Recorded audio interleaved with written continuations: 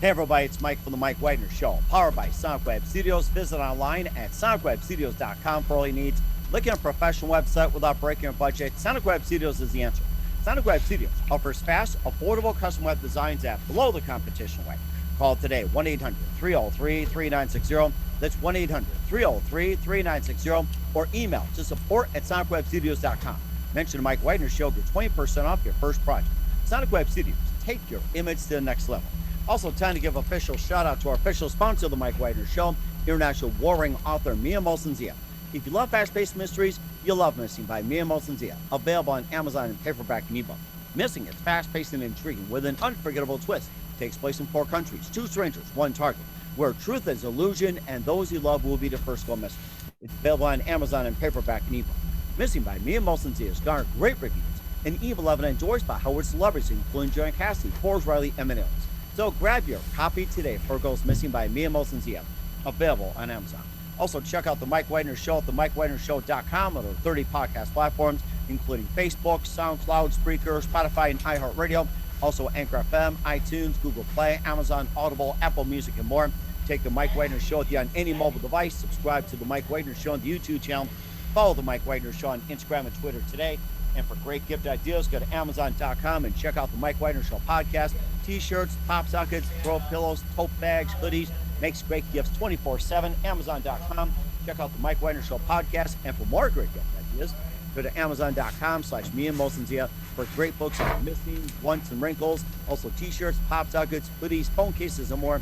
Amazon.com/Mia Molson-Zia. Check it out today. Also support the Mike Widener Show on Anchor FM, PayPal, MikeWidenerShow.com. And make sure you buy me a coffee at buymeacoffee.com at the Mike Widener Show, and make sure you do so today. We're here with a terrific 2 of the members in the studio, and the 3rd will be joining us later as well too. And they formed a new project to bring the original music of Sounds Gone By analog to today's generation. We'll talk about that. And they partner with producers. Let's get to our people first. We have a songwriter and vocalist from New York City who lived through the 60s, and we also have a lady who toured for 25 years around the globe, 30-plus countries, performed as lead soprano at the New York Metropolitan Orchestra, and also in Beirut, Germany. And our guest and our next one will be coming in as well, too, is a bassist and multi-instrumentalist, and worked with a number of people, including Nile Rodgers, Kim Sozi, Bo Diddley, and more. And, of course, we've got the leader who also worked along those same lines as well, too, a celebrated session musician, bodyguard, and more. And live, ladies and gentlemen, from the Plus Studios and Smash Studios in beautiful downtown Manhattan, part of New York City, where Roger Waters had ventured these studios. And ladies and gentlemen, we've got the amazing trio of John Gitano and Adrian Duggar of the American Relics. Guys, good morning, good afternoon, good evening. Thanks for joining us today. Hi, Mike. How are you? Hello, it's great to have you guys. And checked out your amazing music, and you also got a new album called The Eyes of 1969, which features a title track. We'll be talking about that. And you guys formed the new project to bring original music of Sounds Gone By to today's generation, which is an analog and more. And John, you're a songwriter, vocalist from New York City who lived through the 60s, and you also worked with a number of people as well, too. You are associated with Nile Rodgers Management. You're also associated with Neil Bogart, Gene Simmons of Kiss, and Casablanca Records, and a lot more. And Adrian, you toured for 25 plus years, and you've been around the globe in 30 plus countries as lead soprano at the New York Metropolitan Opera, Beirut, Germany, and more. And Nelson Montana will be joining us later. He's a bassist and multi-instrumentalist who's worked with Nile Rodgers, Kim Sozi, Bo Diddley, Chuck Berry, and more, and just a lot of great stuff. And he's also featured in the book. And before we get to your works as well, too, guys, tell us how you first got started. Well, I left music for a period of time and expected something to be, if to use the word, replace what I went through as an adolescent, and was waiting and realized that stockpiling the material that I did that was influenced from that time, I didn't want to never do anything with it.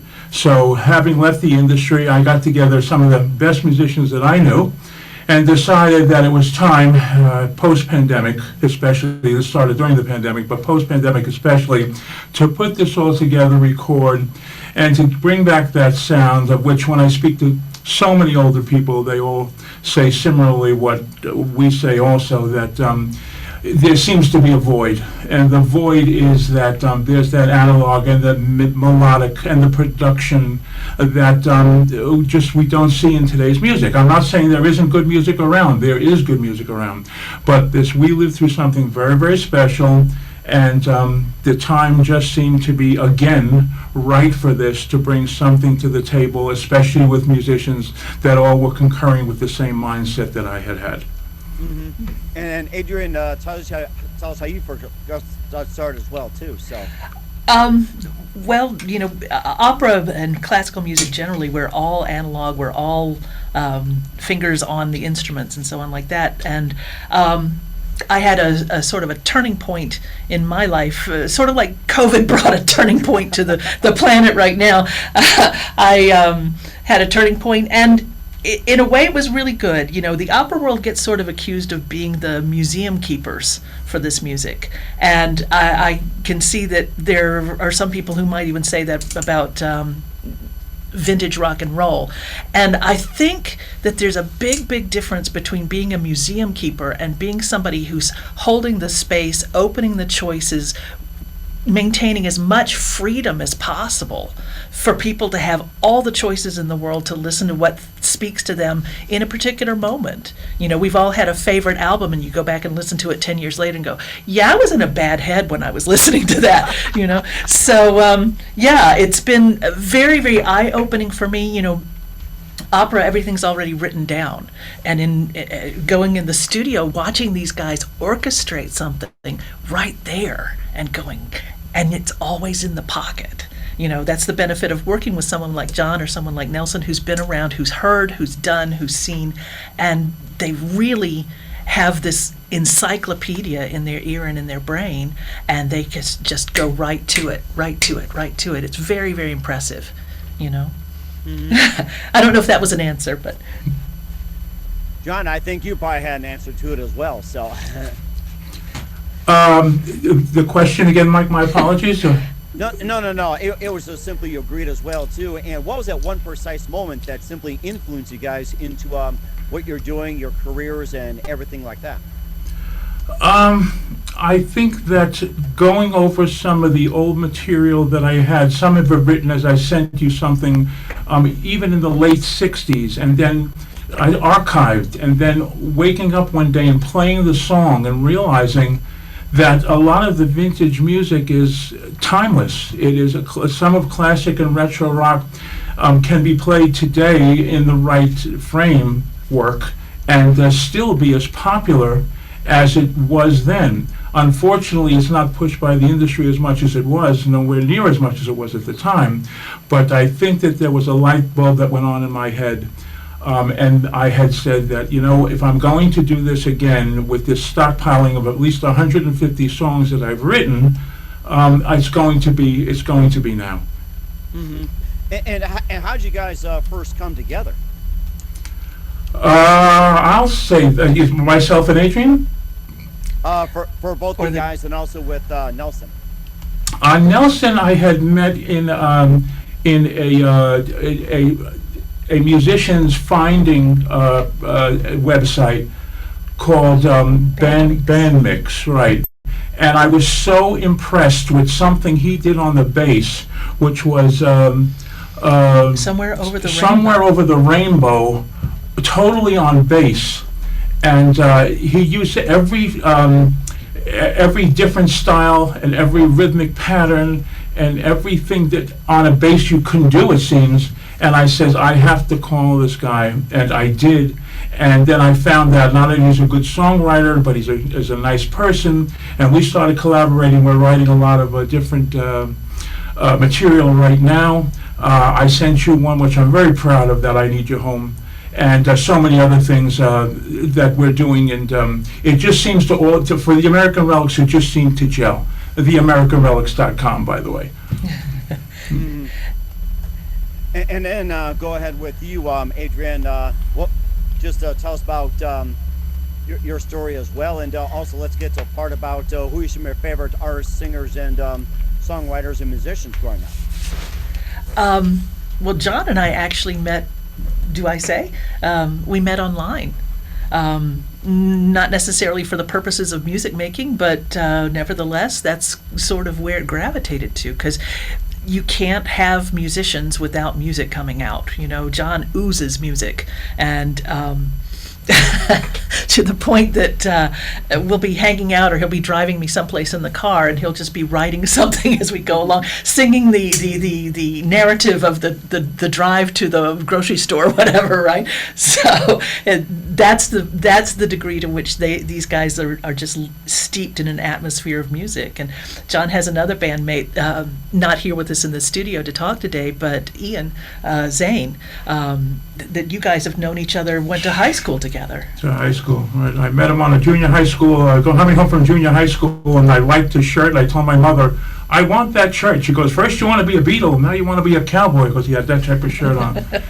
And he played with the New Riders of the Purple Sage also on the East Coast, was their tour bass player too. But everybody has something to, in the American Relics, everybody has something to bring, and there are different songwriters and different styles. It is all, to me, the best of what was. We try to emulate and bring those styles back in a modern sense. Mm-hmm. And who are some of your favorite artists, singers, and songwriters and musicians growing up, guys? So one of you can go ahead and start. Adrian or John? Go ahead, yeah. Well, I had... I'm fortunate my folks are still around, and they're in their 90s. So when they were growing up, they were taught classical music in school. And so it wasn't a strange thing at all for them to have both influences going simultaneously, the pop stuff that was being played on the radio and the classical stuff that was still showing up in movies with different words, you know, Tonight We Love, and that sort of stuff, right? So that's the sort of household I grew up in. My dad used to love to blast Beethoven when he was in that frame of mind, and when he wasn't, my sister and I had transistors, so, you know, I was around listening to, I remember when Sgt. Pepper came out, so of course you gotta love the Beatles, and there were some other sort of swoony singers that as young females, you know, with the fan mags we listened to and stuff like that, but I'm trying to think if anybody in particular jumps out. I mean, John has been playing me some Paul Revere and the Raiders. Mm-hmm. Oh my! A really great group. Yes, I love Paul Revere and the Raiders. Right? And, you know, as for a young girl, it's like, oh, they're just the cutest, swooniest things, you know. And I can remember cousins, we would sit around and watch American Bandstand in black and white on the weekend and practice the dances in our pajamas, and, you know. Yeah. I think what is also missing from days gone by, Mike, is, I'm sure you've heard this also in your podcast, is that when there was vinyl, say, and it doesn't necessarily have to be vinyl, it could be just something physical. Nowadays we don't own anything. We're beholden to the internet to either turn us on or turn off if we paid a subscription. And I used to look so forward to, say, the Beatles' White Album and opening it up and seeing if you're old enough, you remember the book in there and the pictures. Yes, I remember. Oh my God, that was so exciting, and that I feel so bad for the generation now, because they don't have that ownership feel that they can go to it and play it on one of their own devices in their house. They don't have to listen to anybody saying that they paid or they didn't pay. Is my signal working? Do I have the internet? The capacity, and that's something that I think is very, very much missed, as is evidenced by the surge in vinyl sales right now. And of course, vinyl sales is making a comeback as well too. Especially that I still have some vinyl back in the day of growing up. That I still have some old Genesis. I still have some Led Zeppelin, Beatles, everything. And of course, it still got the scratchy feel to it. But it's like, I love that scratchy feel. My family got me a turntable. It's like one of the more newer ones, but I prefer the older ones a few years ago. And my daughter got me Queen Night at the Opera. And it still sounds like, it just came out, it came out like 73, 74, 75, around there. And, around there. Mm-hmm. Yes, and listen to it, it's like, although it was new and it was like just, completely out, it still had that same vinyl feel. And you're right, too. And my favorite is just looking at the record label, go round and round, you read the liners and everything. Yes, and even come out designer ones where it's like they splatter the whole logo all over the vinyl itself. I loved it. Yeah. Right. And at the same time, having traveled a certain amount, having an ebook, having a Kindle, having a Nook, having a whatever, so that you can take that massive amount of information in this teeny tiny space. I love the freedom of that. And I'm learning, again, with John and with Nelson, that having some of the tools available, Nelson was playing around with some instrumentation that he could do with a push button as opposed to calling and waiting for somebody to schlep their keyboard in and so on like that. So it's really nice to have all the options. It's something that I'm taking a lot of pleasure in, and that so I feel like the American Relics are really serving a genuine service to sort of hold the place of, to keep the space of, to make a foundation stone for that people can step onto. Analog, acoustic, etc., that is less focused on. Now, it's easy to really get swept up in the technology because it's traveling so quickly and it's so amazing in what they're developing. And at the same time, it's sort of like the difference between going to see a movie with a flying unicorn that shoots lasers from its eyes or interacting with an actual horse. The horse can't shoot the lasers, but it's really fascinating and unpredictable. So, sorry, John, go ahead. I think you've done a pretty good job as well, too. And that was the thing about the days of watching the old sound effects, how it's actually crafted. Now it's all CGI and everything. So, right. I even talked to some bands, too, that you'll still record with a 4-track and 8-track and analog. And exactly. And, of course, right now that, too, is starting to make a comeback. And then you had the full orchestras that were heavily employed, with the big studios and everything. And then you start coming down to a Mellotron. And now, of course, you got midis and everything like that too. So we have all that, and then we're waiting on Nelson Montana to come on in. We'll talk more with John Gitano and Adrian Duggar of the American Relics and talk about the Eyes of 1969 and more. But first, listen to the Mike Widener Show at the MikeWidenerShow.com, powered by Sonic Wave Studios. Visit online at SonicWaveStudios.com for all you need. Look at a professional website without breaking your budget. Sonic Wave Studios is the answer.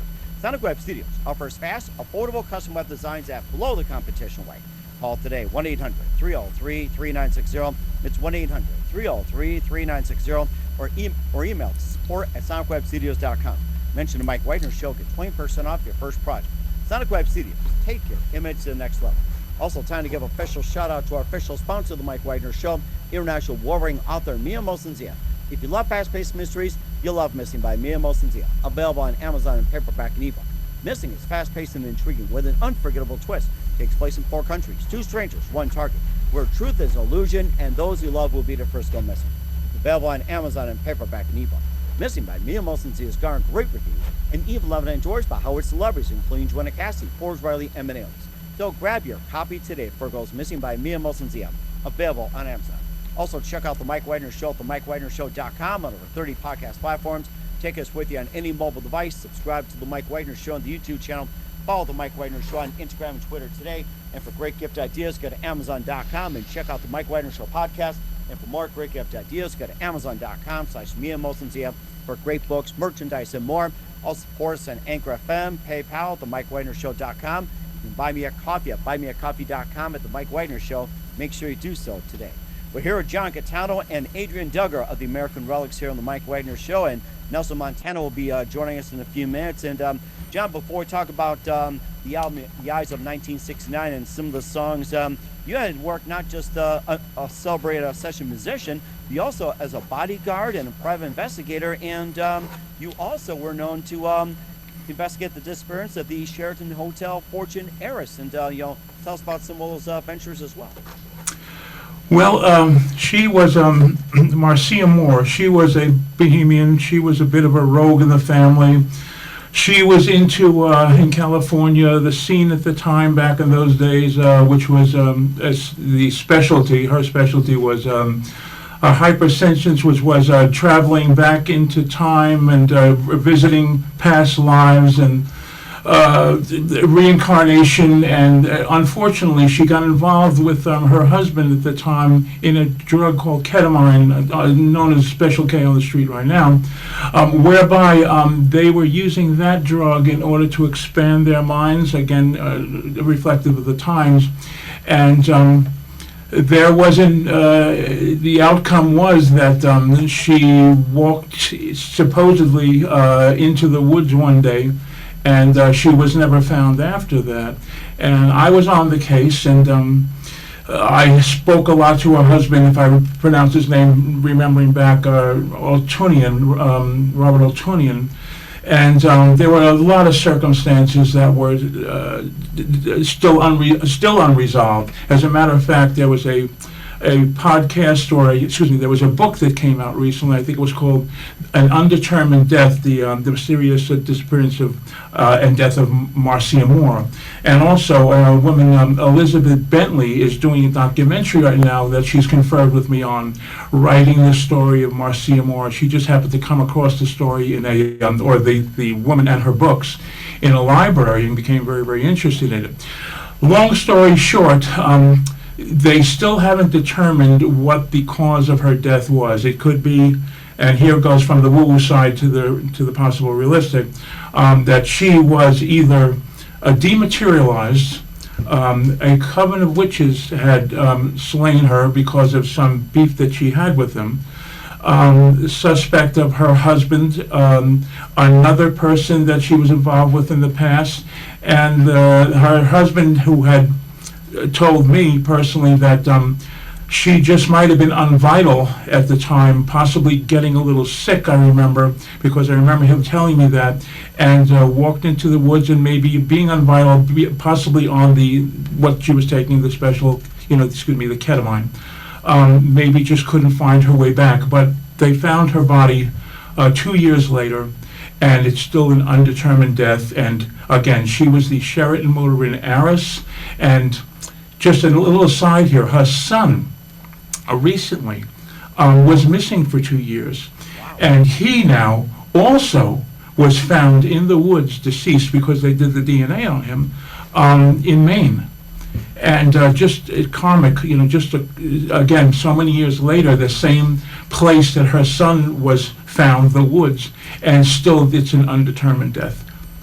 Wow. That seems coincidence and just Crazy. Unbelievable, yeah. And of course, you've been on a number of cases as well too. Maybe just a couple more cases. You also been a celebrity bodyguard. And you can also tell us who you worked with, and what were they like? Well, there's 100 books by bodyguards, and they always get everyone in trouble. And it's hard to say things about, again, as a respect for people who are deceased, but I can say a few things and maybe not name a few, and maybe name a few of incidents. Well, one woman who was well known, an older actress in the Rat Pack, she was known in that. I remember me driving her back to Central Park South, I think it was, and she had said, and she was also into the paranormal also, and also a naturalist, if I remember correctly, and she wanted to walk from my car, limousine, to her hotel through Central Park at night. Wow. And that wasn't a good idea, so I remember myself having to hide behind certain trees and her not see me to make sure that she made it there okay. Another story is I should interject. John's 6'4". I can tell. Right? Another story is someone I remember, this I will not mention the name, that he was in rehab at the time. Very nice guy, very, very big actor. And we made a turn to a place that put him off that, is it off the wagon or on the wagon? Falling off the wagon. Yeah, there you go. And many stories like that, but it's hard for me to really say names here, but there are many, many stories, and names, because it just, it never seems to work out right when you say something at the end of the day. It doesn't.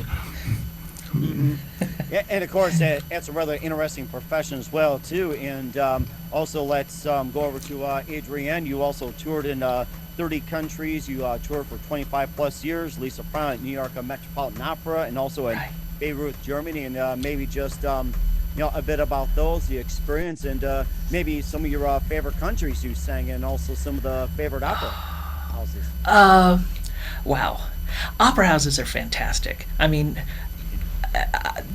there's some things that just can't be replaced by technology, and one of them is a big space that's perfectly designed to carry sound, and it's just one of the biggest highs that you could ask for. And because of the position that I was in, I was always singing with the really great orchestras, really great fellow singers in really great venues. So there was always a flavor there. And there was usually a long history of other singers having been there before I got there. That being said, also as a result of being a singer, I was with a group that we toured through the Middle and Far East. Ambassadors of Opera and Concert, it was called. Wow. So exactly. So I got to go to places that I would have had to save up for a really long time to go as a tourist. Nairobi, Kenya. Who would have thought of them as being a potential venue for an opera tour? But that's one of the places that we stopped. Never thought of that. Nairobi having an opera. It's like almost like you never know. So it's like you could go into let's see, I'm trying to think of another country. That's for another time. We went to Azerbaijan, and interestingly enough, they had Luciano Pavarotti shortly before we had come. So, the thirst for all kinds of music is something that just gives me hope for humanity, and they've been sort of emphasizing during COVID some of the deleterious effects that it's had on us and our ways of thinking and our ways of feeling, but it's also, as far as I know, brought a tremendous boom, not just in streaming, but people listening to as you were talking about, your beautiful vinyl albums and CDs and DVDs, and that people are having a chance or had a chance to root back into the things that they might have tucked away and brought it back out and thought, this reminds me not just of who I was when I listened to it, but of how great it still is. Oh my gosh, that is so amazing. And and also too, being a musician as well too, maybe some of your favorite musicians you worked with as well too, John.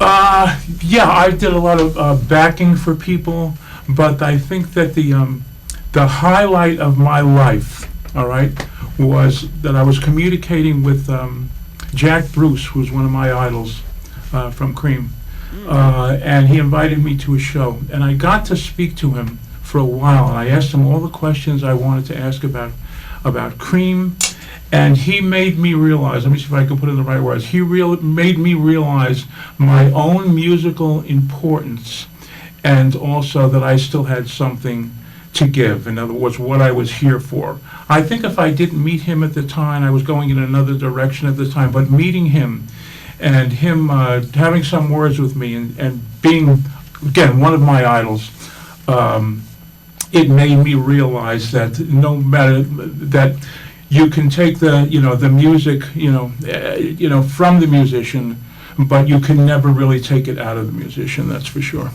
Mm-hmm. And that's very true as well. And Adrienne, we're going to say something?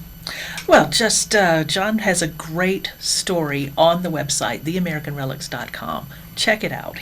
Not only is it an amazing website, but it's a priceless story. It's about Jack. My conversation with Jack Bruce that night, and something that occurred, which is a bit funny, and it's a precious moment in my life. Mm-hmm. And of course, you also had worked with as well too, represented like with the contracts, Madonna, Bon Jovi, Shakira, Ricky Martin, and more. And it seems like the American Relics seems to just expand along those lines.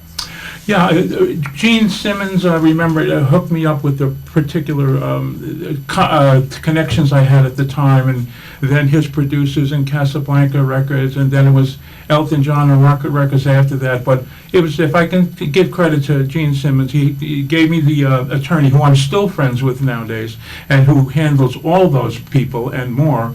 And I think that my leaving the business after a period of time makes me reflect back on those times like it was yesterday. That's why I feel the leap from the 70s, from the 70s we'll call it, to nowadays is such a direct connection, because again, I'm not knocking the music nowadays. There's a lot of good music out there, but what we went through, yourself possibly also, Mike, was so special back then that it's something that's never going to leave us. It's going to be with us for the rest of our lives. And I'm only taking advantage of one of the aspects of that and what I can still do to sort of honor that and pay tribute to it.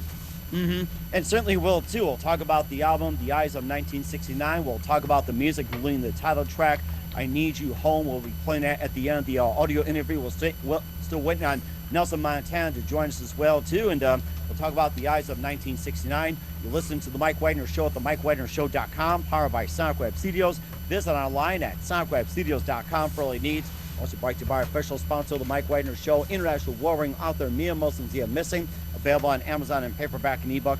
We'll be back with John Gitano and Adrian Duggar of the American Relics. Nelson Montana will be joining us after this time out. We're back with the American Relics with John Gitano and Adrian Duggar in the studios here on the Mike Wagner Show, and also being at Smash Studios where Roger Waters and Pink Floyd played, and that'd be experience as well too, just being in a studio where Pink Floyd played. Yeah, and we just learned that right now from our engineer here, Jensen, who seems to be a very, very nice guy. Hello, Jensen. Who's in the Took great corner. care of us today. And there's been a lot of stars that have come through here because it's very well equipped. It's very well situated within Manhattan. You can And see once you get a reputation going that somebody of fame and fortune has done well here, then it expands within the industry. And other people have and are coming to the studio here. It's called Crash Studios in New York. Smash. Excuse me, my apologies. Smash Studios. Again, my first time here. You know what? We're going to start something called Crash Studios. There you go. Oh, there you go. You know, something built next to it. Crash, smash, smash. Right, exactly. No. Exactly. No, they absolutely have all the support systems that you would want. Right. Yeah. Mhm. Yeah, they're And- very, very nice. And of course, jumping over to The Eyes of 1969, once again, tell us about the album. You got the title track, you got Just Before She Goes, Let's Get Lost, Rachel, The Good Always Come Through, Blue Dream, and Things Will Never Be. And we'll be playing one of the tracks, I Need You Home, at the end of the audio interview. So for those who want to listen to the song I Need You Home, jump over to the audio version of Mike Wagner's Show and check that. And tell us once again more about the album in detail, and also some of the songs you wrote. The title track, Just Before She Goes, Let's Get Lost, and more. So feel free to talk about the album, guys, and jump in whenever you feel like it, guys. Yeah, The Eyes of 1969 is the title track of our first album. And the title track is about, living my life, and it's 2 generations removed now almost from those times. I see young people, and I notice young females also, and there's a certain quality during those times that is so special that young girls had, and it was curiosity and, quote, revolution, not in a violent sense, but a quote, a new way of looking at life. And I see, and I have seen through my travels as a bouncer and as a this and that, some of these girls, and they remind me so much of the young girls from those days. And the song is about a gentleman, not necessarily myself, who sees one of these girls and says, "You have the same eyes as the girls back then." And it's still a place, one of the lines of the chorus, it's still a place in my heart to see that girl with those eyes, and how timeless it is, or by generation to generation to generation, that quality still remains in certain young girls. And that's something that I picked on, I saw, and I wrote a song about. If I can just go on to 1 or 2 other songs without Go ahead. delay. Yes. Go ahead, feel free. And Adrian, if you want to jump in, that's fine too. So Just Before She Goes, the George Harrison influence, the Beatles influence. We have a very kaleidoscope video to it on YouTube. It has that I should have to see your eyes. Very, very ethereal quality to it. And I wanted to try to capture that also from those times that I heard in certain Beatle records, certain George Harrison after that when he did the triple album. And I think that we sort of pretty much picked up and did a fairly good job on that. Again, we'll be doing all types of genres and eras in the future, but for right now, the first one, reflective of the Eyes of 1969, there was a bit of that music going on in my mind in order to be created that brought me to the idea and the title of The Eyes of 1969. Mm-hmm. And it sounds like it's a big project. We've done with reviews and revivals of the generation past, but going 2, 3, that'd be a big challenge. You guys did a great job of recapturing the 60s generation and bringing it to today's generation. It's an amazing job you did. It wasn't easy because you have to stand up and measure up to what was. And if I could just sidetrack a little bit to one of your favorite, I was just listening to, didn't realize it at the time just how good they actually were, but just say, I'm going to take one group. I can name half an hour worth of groups here, but Mark Lindsay and Paul Revere, the Raiders, I was listening to his vocals, and I was listening to the soulful, the rock soul that he had in his voice over such great melodies, and the production by I forgot who the producer was at the time, but it was so reflective of what was going on in California at the time. But then I had seen an interview with him recently, a recorded interview, and he said when the Beatles came in, he said it was just so hard to continue what you were doing because they changed everything. And even he tried to change in another direction then. And it wasn't, I don't remember what he was saying as far as the quality of it or if he was happy with it. I don't remember, so I don't want to put words in. There's no words that I don't want to quote him, but it seems like after the Beatles changed everything back in those days, him and maybe 30 other groups that were trying, including trying to think of who at the time. Well, I'm just saying, even the Beach Boys, what do we do now? I'll go back to the California groups. What do we do now if the Beatles came in? At one time, you remember, if you do remember, the Beatles had the top 5 singles on the Billboard charts, the 1, 2, 3, 4, and 5. I remember. How do you compete with that when you're still doing kicks and songs like that? It's very, very hard. So what I'm saying is that I listen to I guess one of my point is I listen to old groups now, and I might have been a little too young to really appreciate just how good they were. But there's a lot of musicians like myself, older musicians, that say, man, I can understand now just how difficult, how innovative, how creative it was, what they were doing, and how different. Nobody had done it yet. And you can listen to it, it still stands up 40, 50 years later. It's amazing. Mm-hmm. And it does as well, too. They say Sgt. Pepper's pretty much changed the whole production aspect, and the Beach Boys tried with Pet Sounds, and then you also had a few others, and also the British sound as well, too, really changed everything. It was just the Beatles, but it was just part of the British invasion with the British sound that just, really, really, really just overtook everything. And getting back to Paul Revere and the Raiders, I was going to mention, the reason why I said that and give the thumbs up is because I was growing up in Racine, and we lived in a duplex, and the neighbors, had this quadraphonic stereo. Of course, the big thing was quadraphonic, the hot thing with those flashing lights and everything with different colors, and they were blasting Paul Revere and the Raiders, and it was just coming through our thin walls, and nobody come over and say, "Will you turn that damn thing down?" But we're knock on the door, "Turn it up, we love it." I remember that, just going through those thin walls in the townhome. It's we love this stuff. Exactly. Oh my gosh! So Right? And then we're waiting on Nelson Montana to join as well too here on the Mike Wagner Show, and we're here with John Gitano and Adrian Duggar, and of course we'll be playing the song "I Need You Home," and maybe just tell us a bit about that before we play a song at the end of the interview. If there's any other songs you want to add, feel free to do so. The story behind that song is quite reflective of what happens to a lot of musicians like myself. co-writing it in the late 60s. I don't remember what it was. We were still an adolescent, and we were just playing, learning how to play then, but good. And just shelved that song for so many years and would play it once in a while every 10 years. And then I said, let me look up my old friend, all right? And I played the song again, and I said, this song can hold up. This song is timeless. This song is a classic, I believe.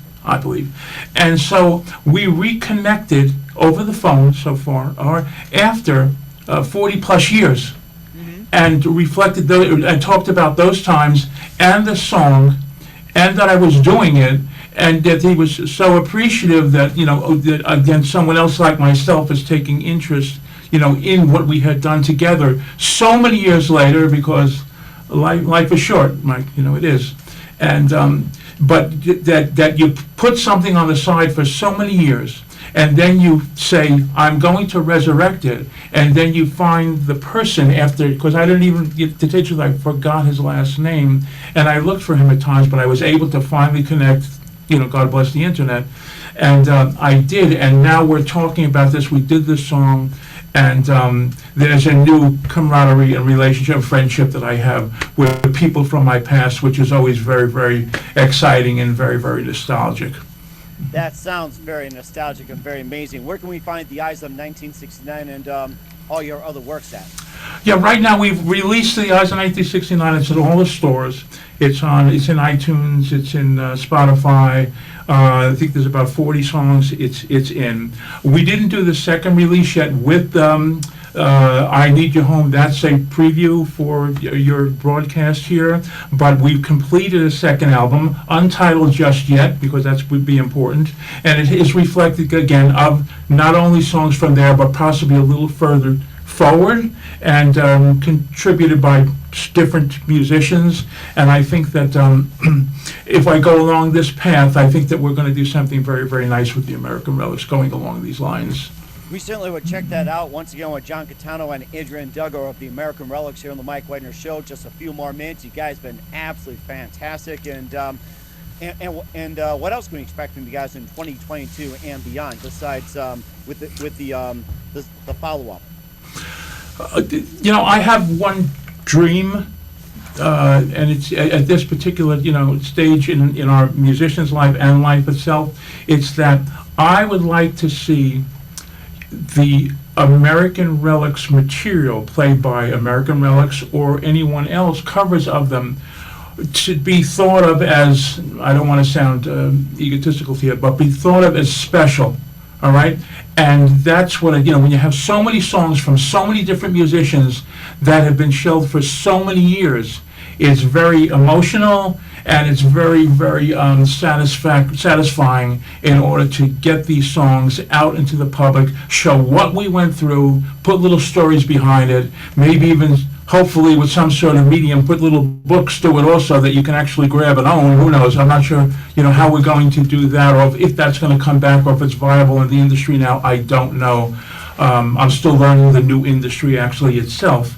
The new industry, the new music industry.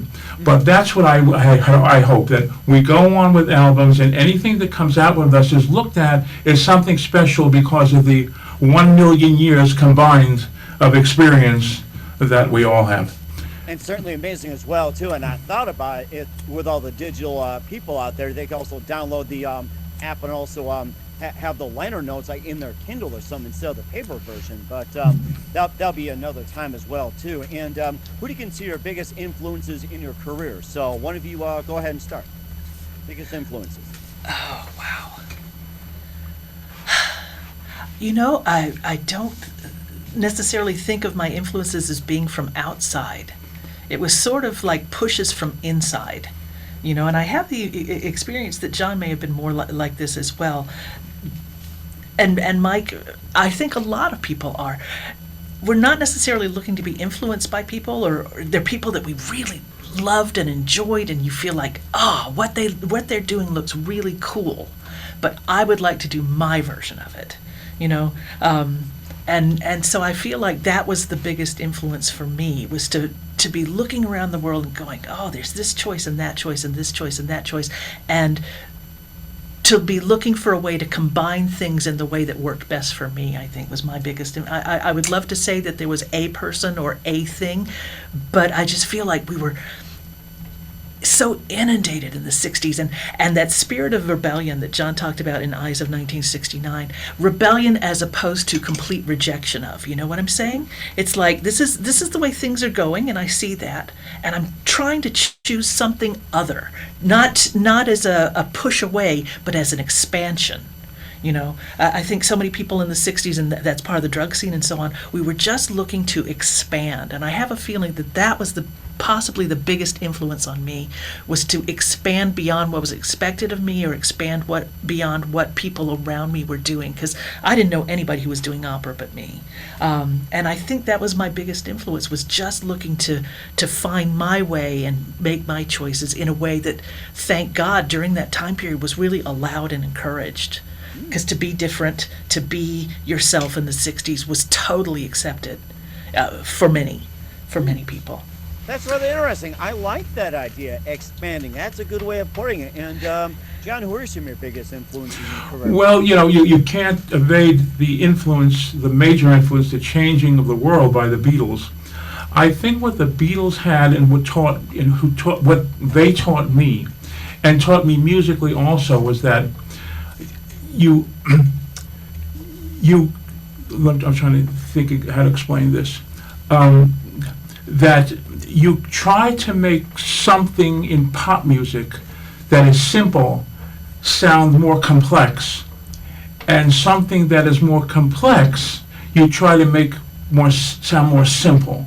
And I think the Beatles were a master of that, where they took a melody that could have been just one note, and then how do we work with this melody? They'll put harmonies, they'll put a transversing chord change behind it. And to me, one of the keys to pop music is how the notes, the melody traverses the chord pattern that's behind it.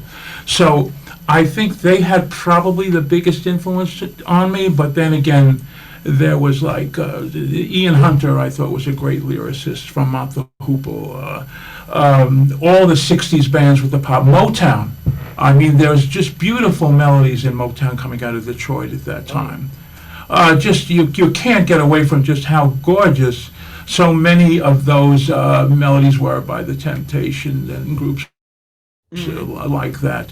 And I think that there was a smorgasbord, to use a better word, a smorgasbord of melodies that were sort of crossing over from rock and pop, and the Beatles and the Invasion in California, and it just created the perfect storm, so to speak, of music that I was lucky enough to be influenced by certain mentors at the time locally, who I just happened to fall into, a group of people that were older and more advanced than me during that time. So not only was during that time did they have the good influence or the extremely fortunate ability to have lived through that time, but absorbed so much of that, me being younger and curious musically, and then I learned a lot of what they were doing at the time.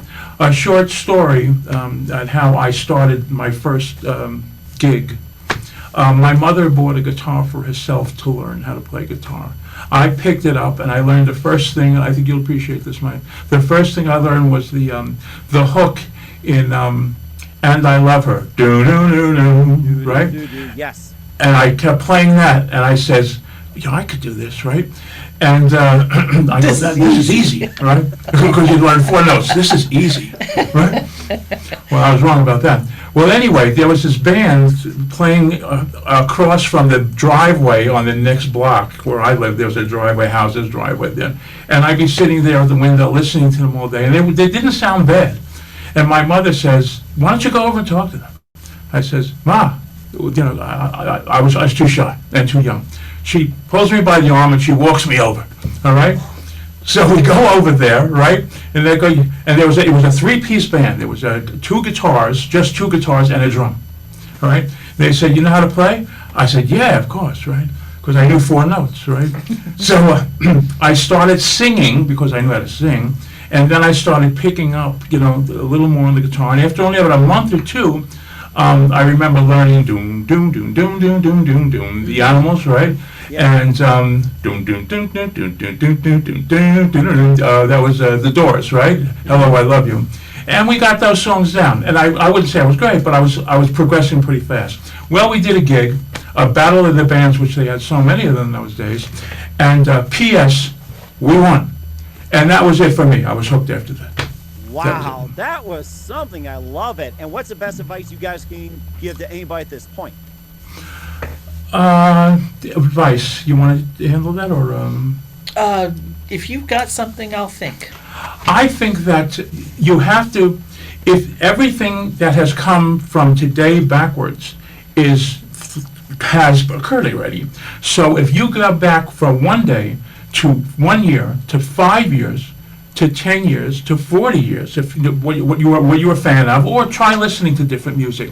I think the key to musicianship is to take the best of what occurred, the feel, this is very important, the feel of the time in the recordings also. What was the feel? What created that feel? What was the mindset? When I go back, I try to think of, okay, you want to try writing a song, and I want to write it, with an influence of that area. How did I feel walking down the street? How did I feel with maybe my first girlfriend?